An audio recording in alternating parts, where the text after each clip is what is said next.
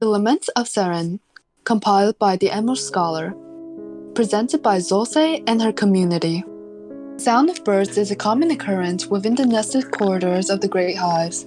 I've woken up to these chirps countless times within my decades spent within them, though tomorrow I travel to another. While the construction of Great Hive Aratel is still ongoing, my party of Lifeweave scholars has been tasked with a mission by Hive Lord C-Mac Deary himself. By the next star set, we shall begin our departure to one of the eldest great hives known to my kind, the first. Some consider this a pilgrimage of sorts, as other hivekin believe the first to be as reverent as holy ground, the beginning of our society. To experience this journey myself is exciting, to say the least, though I do ponder the morality of what's to come with our task. I trust in C-Mac's guidance. His bravery has brought us this far, but I cannot help but worry nonetheless. While I'm lost in such thoughts, a small bird approaches, small and fragile. "Look at you," I remarked, kneeling to get a better view of it. The bird hops towards me, round in shape and colored a bright red. I hold out my finger out to touch it, but just as I can almost feel its soft feathers, it flies away. You never learn, Exa. A familiar voice calls out to me, although I'm puzzled at first as to where. I looked around for a moment until I hear the voice again. Behind you, fool. I quickly turn around and see Rima standing over me, his mask gleaming from the rays of the sun. For some esteemed scholar, you're not very bad of a woman, Exa. He remarks once more as if his previous comment wasn't enough. "Quit it! I simply want to appreciate these fleeting things," I replied, turning away from him and gazing towards where the bird once sat. "And this little one got away too. A shame," I sighed, beginning to stand up. He's always given me a tough time, though it's a caring sort, so I do not mind too much. "Did you pack your bags?" I asked him as I collect my belongings, little scraps of paper, ink, garments, and various ether-based snacks if needed. Hey, last night. It took me quite a few hours. Don't seem to be bringing that much though. Why is that? He asked, half honestly, then invasively peers over my shoulder. I bump him away with my arm, closing my pouch with my belongings inside. "It's not exactly a vacation. We have a duty entrusted to us by Lord C-Mac himself. Take yourself more seriously, Rimas. We only need to bring what we need." I calmly assert myself, although he is testing my patience already. Alright. He mutters as he backs off. Be at the docks by Starset. I'll be waiting for you with Kyle. And please, you truly should bring more with you, just in case anything goes wrong. Whether it be our task, or what follows after. I don't want to see you with a crack on your mask, Eksha. He speaks in a much more stern tone. It's almost jarring seeing him change attitude so quickly. "Understood," I reply quietly, although I do ponder his anxiety. It's not like him to worry this much, or perhaps he simply doesn't show it to me often. With my pouch on my hip, I head off to my quarters to pack additional supplies. Starrise arrives, and I've already begun packing once again. In addition to my previous items, I'm entrusting the last remaining compartments in my pouch to a small stiletto for protection, as well as a shard of Verda's mask for good luck. "To hope we'll meet again," I mumble quietly to myself as I tuck the shard away into the darkness of the pouch. Gazing out the window, I watch birds on the branches of the great hive outside bring their children to rest within their little homes. A future anyone could wish for, I muse to myself, observing the mother bird care for her nestlings. A future I had wished for, yet duty steals me from. Perhaps one day. I get up from my wooden desk chair and sit on the bed, too small for any grown hivekin. Outside the window, the birds head to sleep. So, little birds, I suppose I shall too. Familiar chirps greet me from my restless slumber, as it seems Starset had come sooner than expected. Good morning to you as well. I look out the window, though no birds are to be seen. The chirping must be from around the corner, perhaps. I raise myself out of bed, although too fast perhaps, as I stumble my way towards the window. Peering out both sides, I look for any signs of my familiar friends, the source of the song, yet none are to be seen. Odd, no time for such matters though. I shake myself awake, getting dressed and preparing for the voyage to come. Picking up my pouch, I realize it is still lightweight. I pray that Remas won't make an issue out of it, lest we worry about such frivolous things for what's to come. Fashionably late, as always. Remas remarks as I step onto the docks, though it's quite difficult to hear him over the roar of the waves crashing into Great Hive's roots. Carl shakes his head, patting Remas on the back. Relax, the ship is here, and all three of us are here too. That's all that matters. Paul calmly says, trying to make Remas control himself, I suppose. Remas looks over to him, then to me, and sighs. Fine, let's just get going already, alright? He mutters as he walks onto the ship.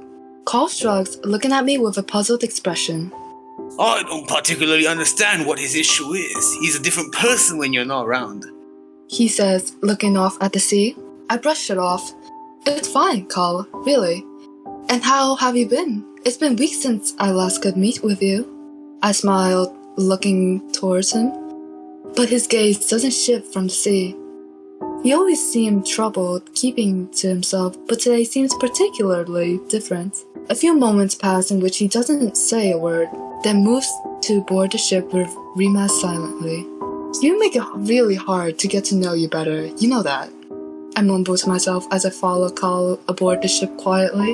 Hours have passed on the sea, and our party has sat in silence within our chambers. I cannot help but wonder what is troubling these two so much. Have I missed some sort of argument? Did I say something wrong? What's with the quiet, you two? It's not like the both of you to stay silent for hours on end.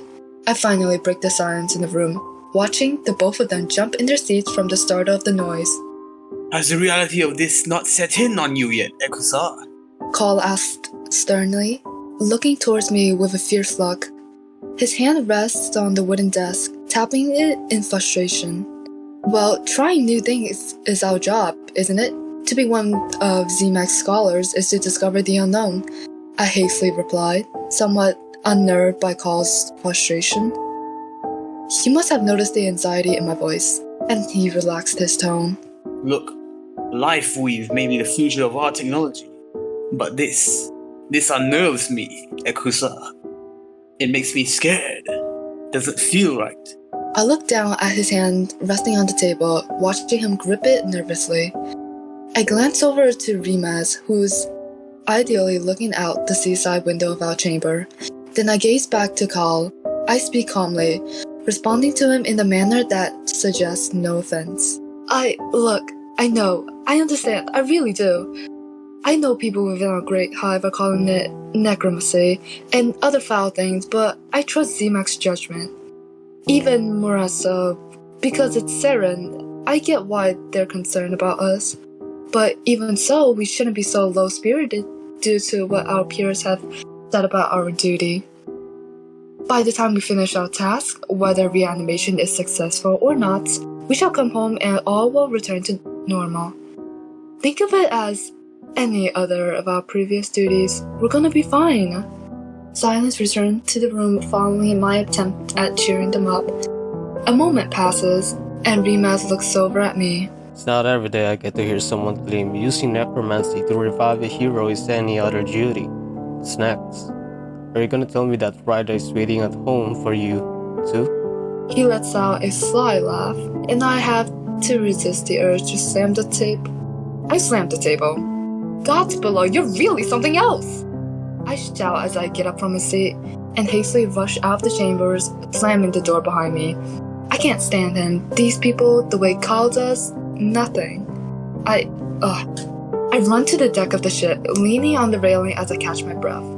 I turn around, cross my arms, and look off to the eternal blue surrounding us. I sighed, peering off at the waves, somewhat misty-eyed. I rummage through my pouch and find Virda's mask shard. I hold it up high, and I can feel myself shaking, staring up at it. I know you're still here, I stammered through tears, looking at the piece of the mask. I can't believe Remus would just... He knows they were important to me, that they are still important to me. I clutch the piece of the mask and fall to my knees onto the deck of the ship, looking down. I hear a door faintly open in the distance, then close softly. Quiet steps approach me. What is it? I cry out, unsure of the person behind me. A moment passes, and I've been given a response of great silence. I turned behind me quickly, expecting to see Rimas mocking me once more. This way. This time. A voice on my right side speaks softly, sitting beside me, considerably more calm than before. Rimas. I don't want to talk to you right now. I attempted to say flatly, though my voice is still shaky. He sighs, placing a hand on my shoulder. I know. I'm sorry. That was too far. He mumbles quietly. It's clear he feels guilty about it. I didn't mean for that to come out. Or to even think like that. Sometimes I get caught up in that mess, you know? That image of the creepy Vesperian, making light out of everything. But that was too much. I'm sorry, Ekasa. He finishes his apology and awaits my response quietly, looking off to the sea just as I am. I know he doesn't mean to act out like this, but it still hurts. But I don't want to hurt him either. I wait a moment and take a deep breath, exhaling. I forgive you, Rimas. He takes his hand off my shoulder and we sit together quietly. Waves bellowed into the side of the ship as we sit together with no words spoken. The moon size rises above the horizon as the sky slowly grows dark. I'm going to head to bed, I stammered out, holding onto the railing of the ship's deck as I stumble upon my feet. Rimas looks over and nods solemnly, then quietly replies, I'll be sitting here for a while longer. Rest well, Ekasa. Tomorrow will be difficult. And thank you for forgiving me. He looks off to the waves once more. I can't help but feel a little bad for him. While I have forgiven him, I do not think he has forgiven himself yet. I nod to him and return to our chambers. Carl is already asleep in his bed, and I lay down upon mine, staring up at the ceiling for a few moments. Well, that's the end of part 1. The recording process is almost finished, but we couldn't make it before Halloween. Here's a preview of some lines.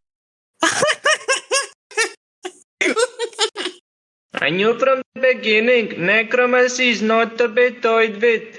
Utter fools, you make mockery of Cirryn's legacy. Debt sent, now I shall return you to your slumber. And to whom do I owe the pleasure? Do like and subscribe, and I'll upload the second part as soon as possible.